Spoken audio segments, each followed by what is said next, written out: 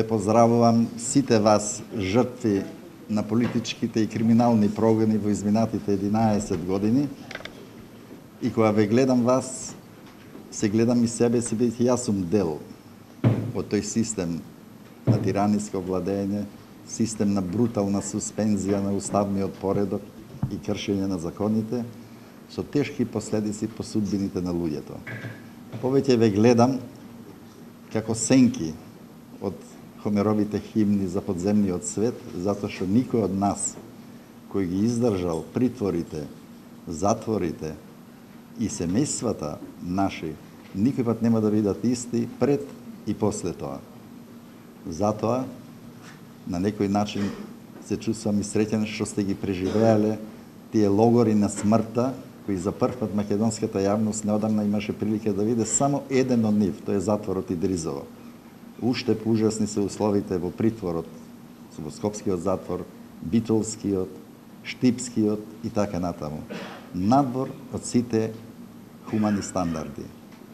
Таму све се плаќа, и животот се плаќа, душек се плаќа, кревет се плаќа, викенд се плаќа и така натаму.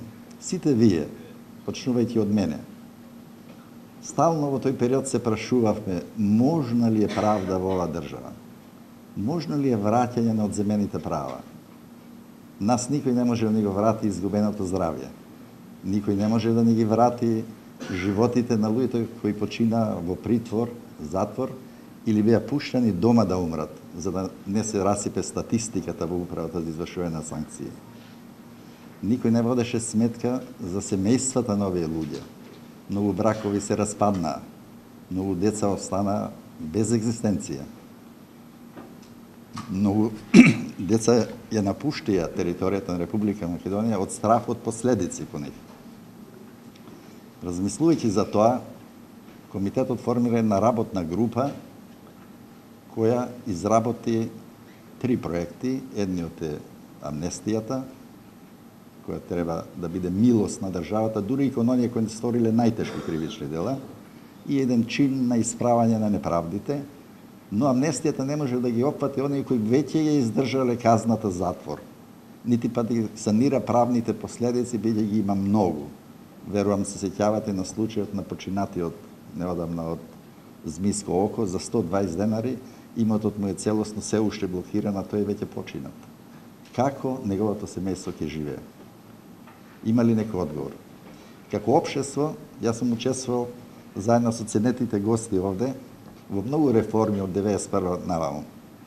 Како правевме реформи, по некоја година се појавуваше потреба да правиме нова реформа на реформите. Секој пат заборавајќи ги жртвите на тие процеси, да не ги набројуваме од 91 наваму. Ние имаме едно чудно својство и како луѓе и како општество, брза амнезија, како да сакаме да ги потиснеме во подсвеста сите непријатни настани и случаи од минатото и постојано брзаме некаде напред. Но ево докаде стигнавме брзајќи напред. Од тука го изработивме и го предложивме текстот на нацрт законот за враќање на одземените права.